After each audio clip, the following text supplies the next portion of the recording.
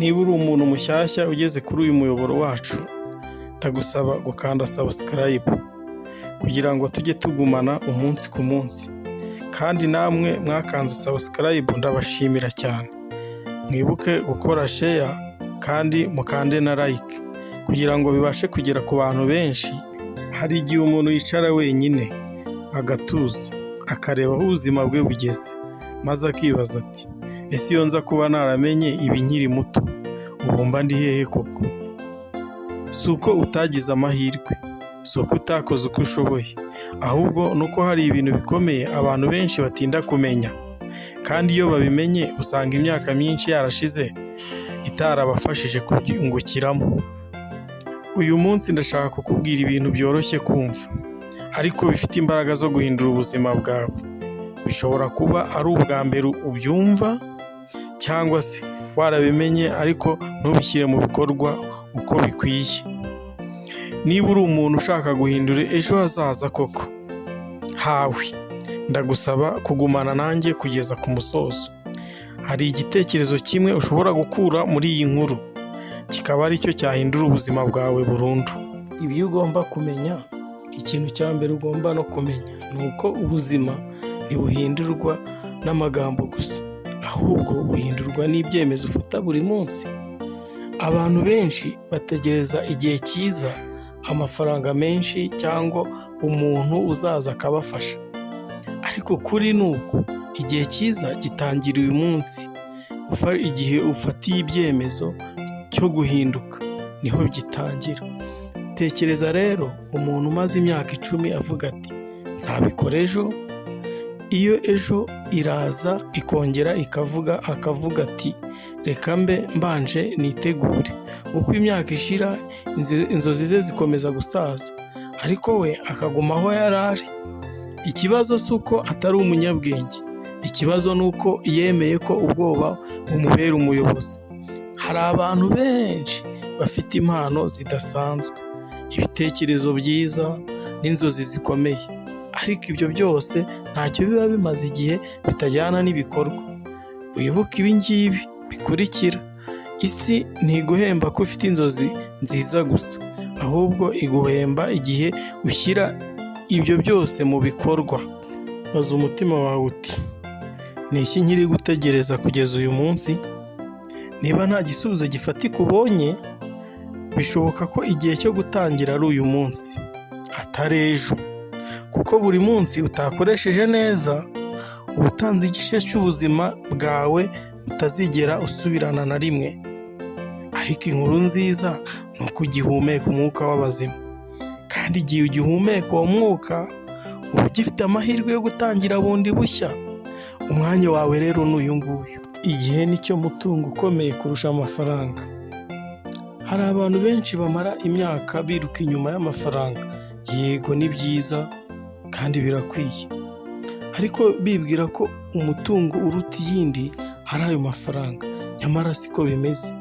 Uko tubibona hano muri izi nama tugirwa, ukuri ni uko amafaranga ashobora kongerwa. Birashoboka, yakongerwa koko cyangwa akagaruka. Birashoboka ko wayashaka ukayageraho mu gihe gitoya, ariko icyo tugiye kubona hano ni uko igihe iyo cyatakaye cyo utabasha kukigarura. Bigaragara ko igihe rero kiruta amafaranga. Igihe rero kirakomeye mu buzima bwawe. Umunota umwe iyo urangiye uba ubaye amateka mu mibereho yawe. Niyo mpamvu umuntu uzi agaciro k'igihe aba afite amahirwe menshi yo kugera ku ntego ze kurusha ufite amafaranga menshi ariko utazi kuyakoresha neza. Ikigaragara cyo ni uko igihe kirakomeye kuruta ibintu byose. Niyo mpano ikomeye kurenza ibindi bintu byose. Tekereza abantu babiri bafite amahirwe angana. Umwe akoresha amasaha ye yiga, yubaka ubumenyi, akora kandi ategura ejo hazaza. Undi ayamara mu gusinzira birenze urugero, gukoresha imbuga nkoranyambaga nta nyungu bibaho, cyangwa gutinza ibyo yagombaga gukora, akagenda gahoro. Nyuma y'imyaka mike uzasanga ubuzima bwabo butandukanye cyane, harimo itandukaniro rikomeye cyane. Si uko umwe yari yaravukiye mu mahirwe menshi, hoya, ahubwo ni uko yakoresheje neza igihe cye yahawe. Abantu benshi bavuga bati nta mwanya mfite, ariko ikibazo si ukubura umwanya, ahubwo ni ukutawucunga neza. Twese duhabwa amasaha 24 ku munsi. Itandukaniro riba mu buryo tuyakoresha. Ibyo ukora uyu munsi nibyo bizagena ubuzima uzagira ejo. Niba ushaka guhindura ubuzima bwawe,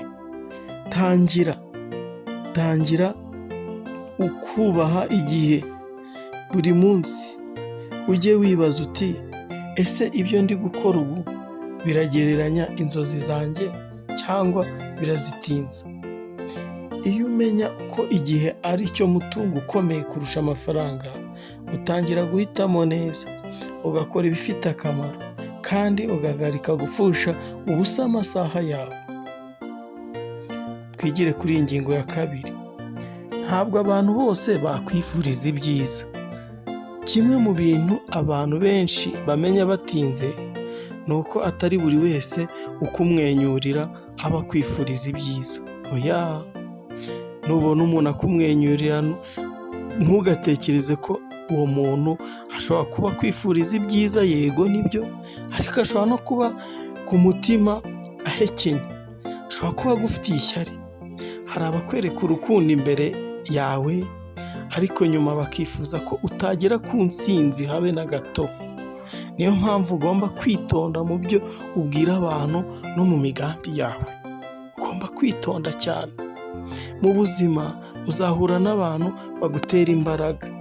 Yego, ni beza, bakakwifuriza gutsinda.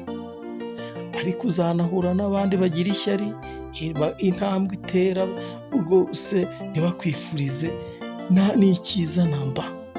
Kandi imbere hagaragara, ukabona bafite umutima mwiza, ukabona bafite isura nziza, nyamara ku mutima ishyari ari ryose. Abo bantu uzabirinde, ni babi cyane. Iyo ubabwiye inzozi zawe zose, hari igihe abazi guseka, abandi bakaguca intege, ndetse hakabaho n'abagerageza kukubuza kugerageza ku ntego zawe. Siko batinya ko watsindwa, oya, ahubwo nuko batishimira kukubona utera imbere. Ibi ntibivuze ko ugomba kwanga abantu bose, oya, ntuzabikore, cyangwa kubaho ubakeka, oya, ntibikabe. Ahubwo bivuze ko ugomba kugira ubushishozi. Ugomba gushishoza, menya uwo ubitsa ibanga ryawe. Yego, uwo ugisha inama nyirizina, n'uwo usangiza imigambi yawe. Hari igihe guceceka biba bifite agaciro kuruta kuvuga byinshi. Abantu bazemera intsinzi yawe bamaze kuyibona, ariko mbere yaho siko bazakwemera. Niyo mpamvu ugomba gukomeza gukora utuje, ukareka ibikorwa byawe bikivugira aho gutangaza buri ntambwe uteye. Ibuka ko ubuzima bwawe atari ugushimisha abantu bose. Si wo mugambi, si yo ntego, si ugushimisha abantu bose. Intego yawe ni ukubaho ukurikiza indangagaciro zawe, ugakora ibyiza, kandi ugakomeza urugendo rwawe nubwo hari abatakwifuriza gutsinda. Iyi ngingo tugezeho yo ivuga ko gusoma no kwiga buri munsi bihindura ubuzima, bizahindura ubuzima bwawe.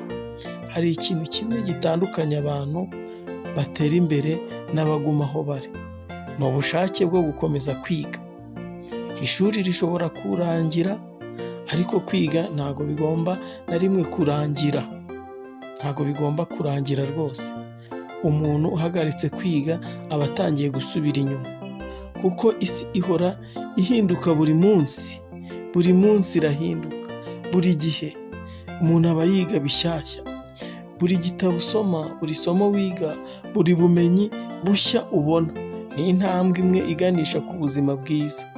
Nubwo waba usoma iminota hagati ya 20 cyangwa 30 gusa ku munsi, mu gihe cy'umwaka uzasanga ufite ubumenyi burenze kure ubwo wari ufite mbere.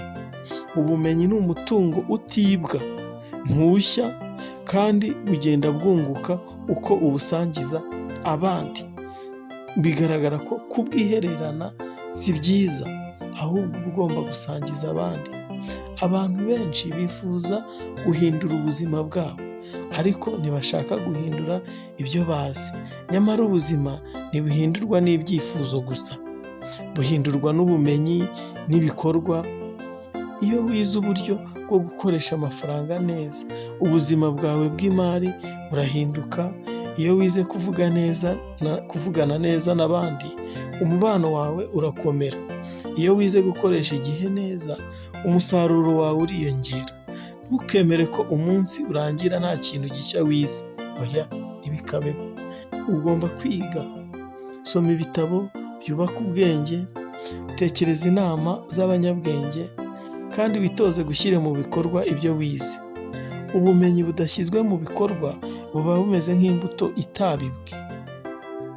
Ibuka ko abantu benshi batsinda atari uko bavukanye ubwenge budasanzwe.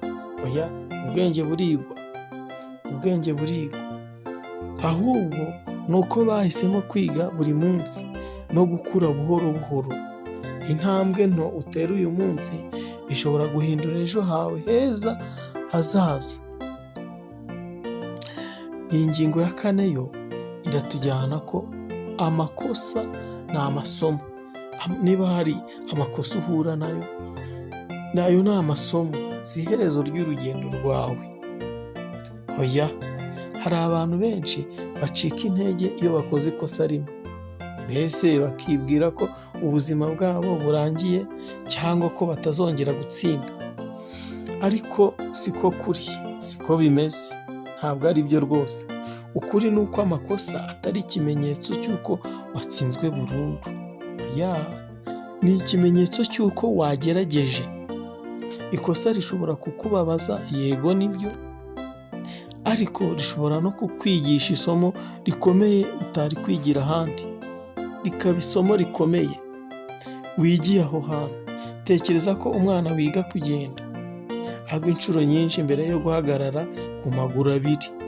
Ni isomo rikomeye cyane. Ni urugero rukomeye rushobora kutwigisha.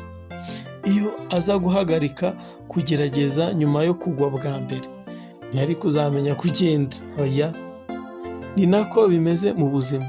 Intsinzi nyinshi zituruka ku bantu banze guheranwa n'amakosa yabo, ahubwo bakayigiraho, bakongera bagakomeza urugendo rwabo.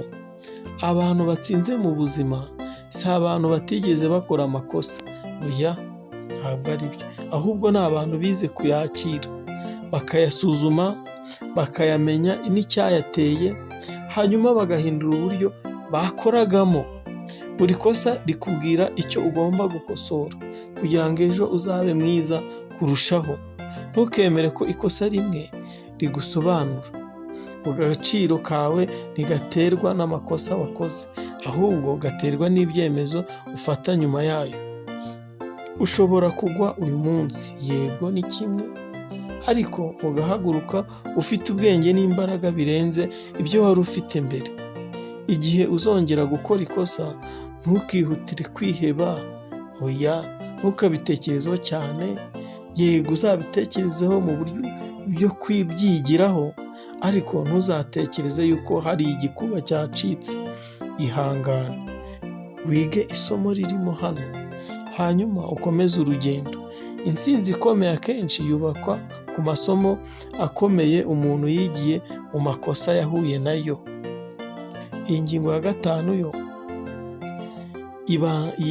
yerekana kwihangana ko kudacika intege birusha impano agaciro. Abantu benshi batekereza ko gutsinda biterwa n'impano umuntu yavukanye. Oya, ntabwo ariko biri. Ariko iyo urebye neza ubuzima bw'abageze ku ntsinzi zikomeye, usanga impano yonyine itabahagije. icyabagejeje kure ni ukwihangana, gukora buri munsi no kudacika intege mu byo bahura nabyo nk'imbogamizi. Impano ishobora gutuma utangira neza, ariko ukwihangana niko gutuma urangiza urugendo. Hari abantu bafite impano idasanzwe nibyo, ariko kubera ubunebwe cyangwa gucika intege vuba ntibagera ku ntego zabo. Hari n'abandi badafite impano ikomeye, ariko kubera gukora ubudahwema no kutareka kugerageza bakagera ku byo abandi batekerezaga ko bidashoboka. Ubuzima ntibuzahora bworoshye, hazabaho iminsi ibintu bitagenda nk'uko wabyifuzaga. Hari n'igihe uzakora cyane ariko ntubone umusaruro muri ako kanya. Muri ibyo bihe niho kwihangana kugeragerezwa. Umuntu ucika intege areka urugendo ageze hafi y'intsinzi atari abizi, ariko uwihangana akomeza gutera intambwe imwe ku yindi kugeza ageze ku ntego ye. Ntukemere ko gutsindwa rimwe, kunengwa cyangwa gutinda kubona ibisubizo bigutera kwiheba, ahubwo ujye ubyakira nk'igice cy'urugendo ruganisha ku ntsinzi. Buri munsi ukomeza gukora, uba wegereye inzozi zawe kurusha uko wari uri ejo. Ibuka ko isi yubaha abantu batigeze bacika intege. Abantu benshi bishimira intsinzi babona ku bandi, ariko ntibamenye imyaka bamaze bihangana bayigeraho, bakora cyane kandi bahangana n'ibigeragezo mbere yo kugera aho bageze. Kubika no gushora amafaranga ni ingenzi kuruta kuyakoresha yose.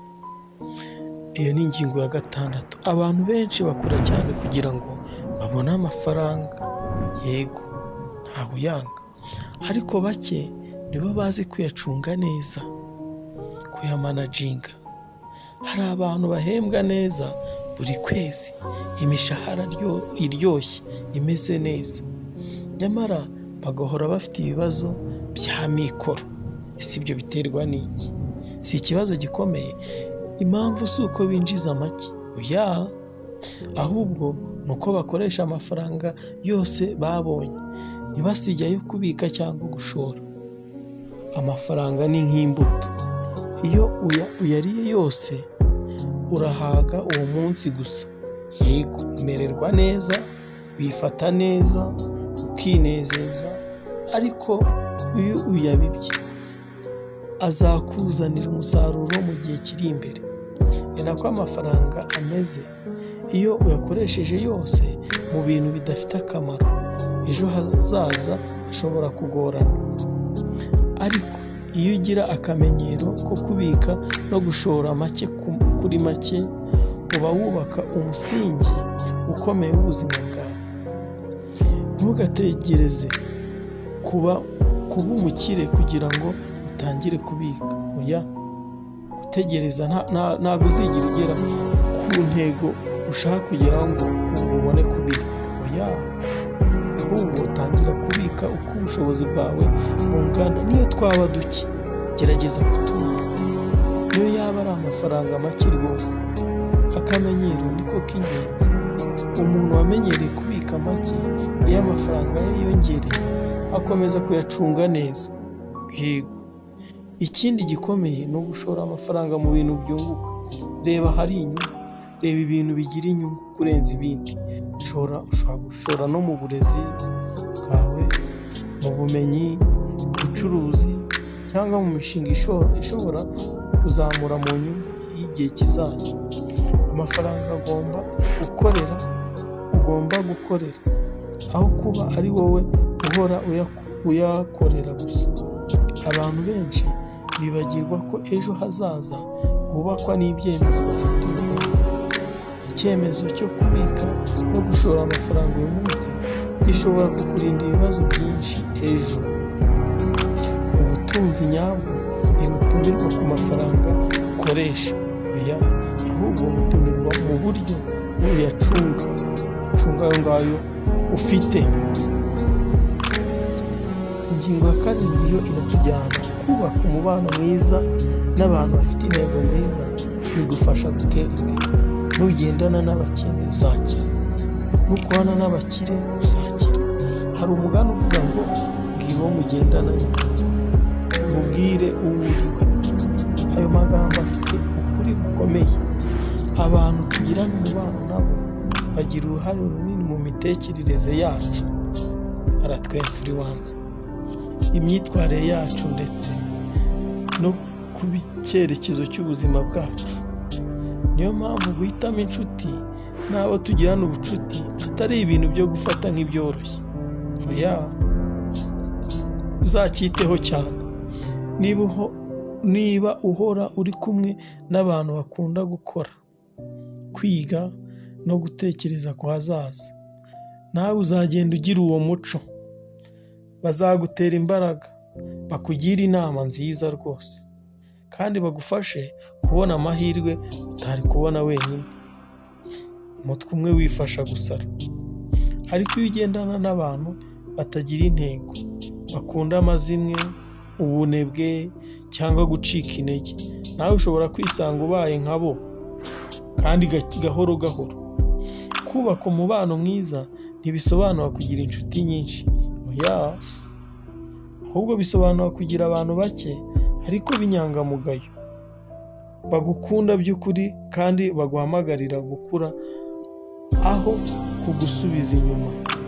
Inshuti nziza izakubwira ukuri nubwo kwakubabaza, kuko iba ishaka ko uba umuntu mwiza kurushaho, utera imbere kurenza abandi. Ntutinye kwitandukana n'umuntu uguhoza hasi, uguca intege cyangwa ugushora mu bikorwa bitubaka ubuzima bwawe. Hari igihe gutandukana n'umubano mubi biba ari intambwe ikomeye iganisha ku ntsinzi. Ibuka ko amahirwe menshi mu buzima aturuka mu bantu duhura nabo.